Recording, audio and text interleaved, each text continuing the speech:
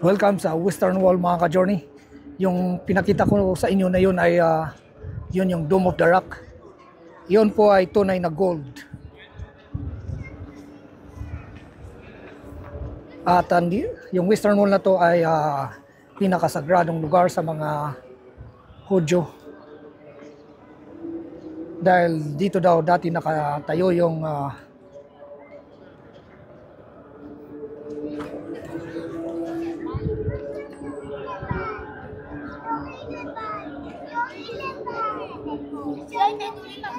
dahil daw dito nakatayo dati yung first and second temple. Yung first temple yung pinatayo ni King Solomon. At yung second temple yung pinatayo ng mga Israelites nung galing sila from captivity. Galing sila sa Babylon. Hindi lang sagrado to sa mga Hudyo pero pati sa mga Kristiyano. Tignan natin yung itsura ng lugar na ito. Yung mga style nilang mag-pray pero wala tayong mapupuntahan na halos lahat ng pagpatungan natin ay may mga tao. So yan mga ka-journey. Ganyan mag-pray ang mga Hudyo.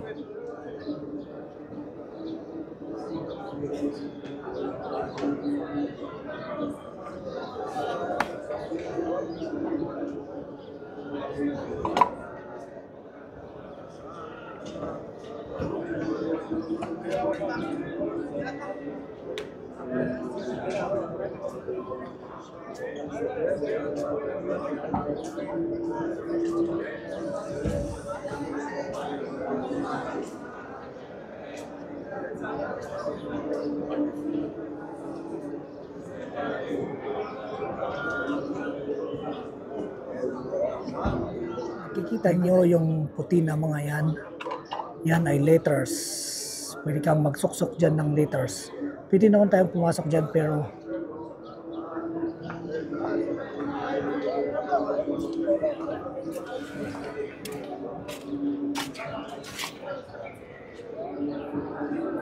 mahirap makipagsiksikan doon mga ka-journey. Pero libreng pumasok dyan. Okay lang pumasok. Yan kasi yung wall na yan. Ito lang yung natitira sa second temple na wall. So more than 2,000 years old itong wall na ito. From the second temple.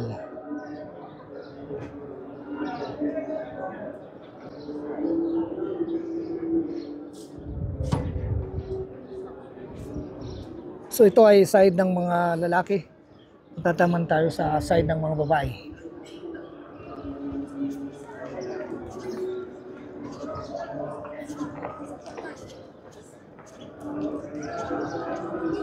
Glimpse lang tayo.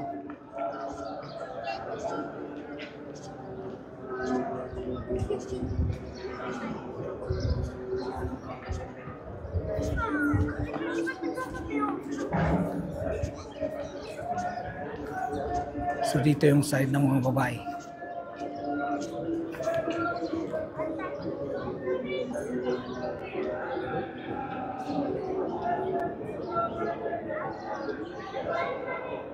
Ang daming liters oh.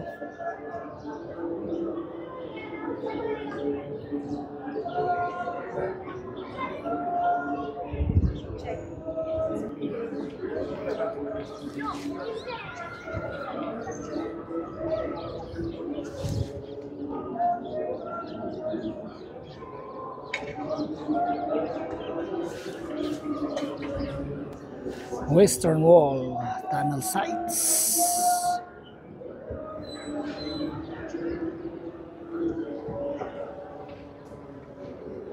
Alright mga ka-journey, so labas na tayo dito.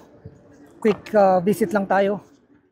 Mga ka-journey, andito tayo sa Via Dolorosa. Yung way na dinaanan ni Jesus Christ nung siya ay pinako sa cross. Ngayon dito tayo sa Station of the Cross number 9, number 5 pala.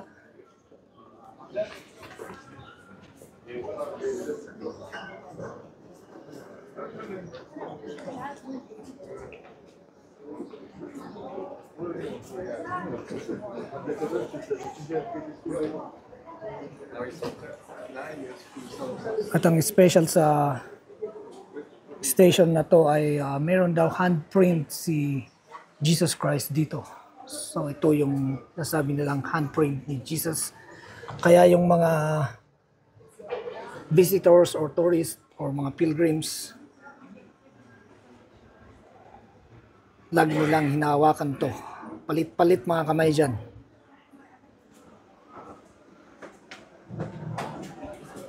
Nagpipray sila sa area na ito. Tumigil yung group tour at mag-pray sila dito. Hawakan yung handprint daw ni Jesus Christ.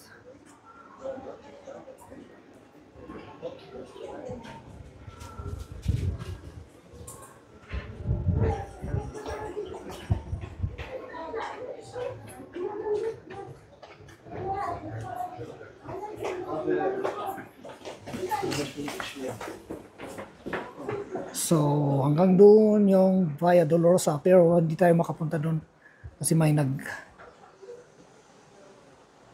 bumumba ng daan. Tubig.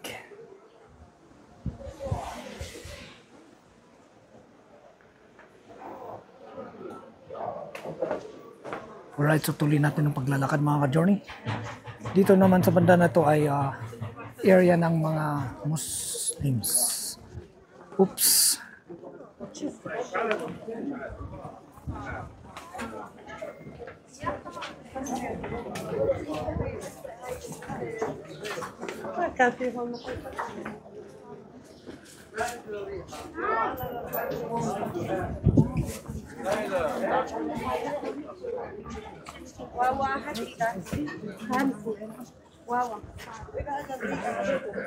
Dito naman sa banda na to may dalawang Station of the Cross, 4 and 3.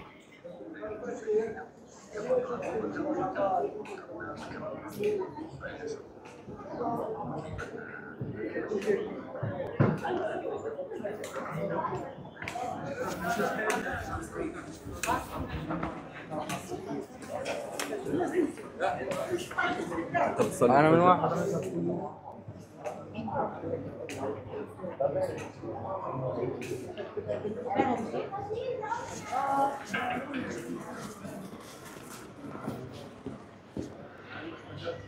So, dapat pala papunta tayo doon hanggang matapos yung Station of the Cross kasi doon manggagaling yung Station of the Cross. Ito yung tinatawag nilang Via Dolorosa.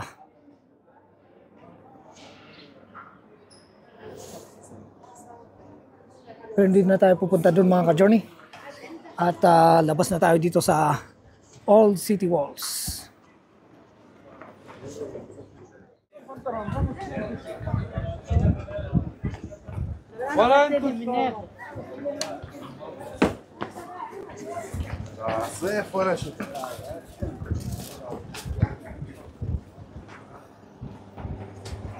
So daan tayo dito sa kabila para hindi ma-video yung mga madaming tao.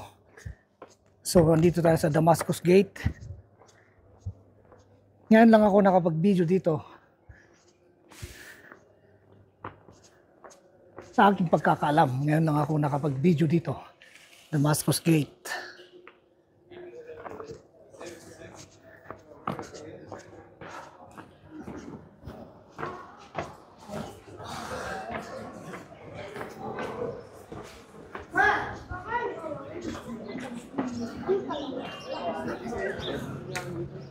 So, yan yung itsura ng Damascus Gate.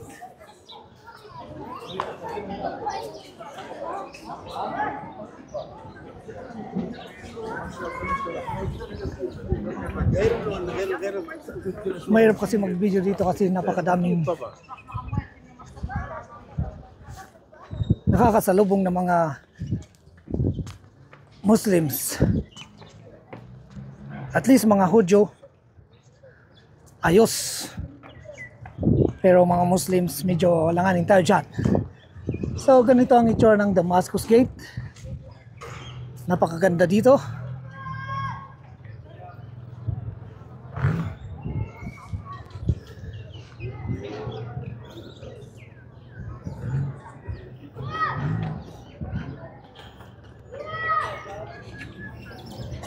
pero against the sun, hindi na makita yung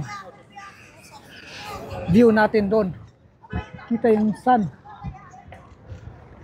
Alright, so labas tayo dito sa Damascus Gate. Lampasan na natin para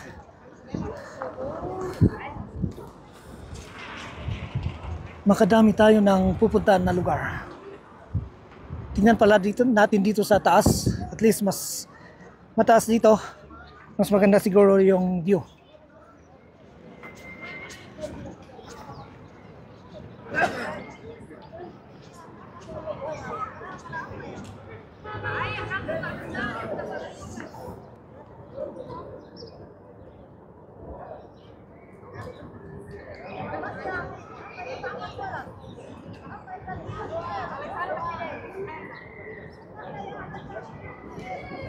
Okay mga ka-journey, so punta tayo dun sa market. May bibilin tayo dun. Mamamakyaw tayo ng mga manok at fish. Let's go! See you again tomorrow mga ka-journey. Nice bus.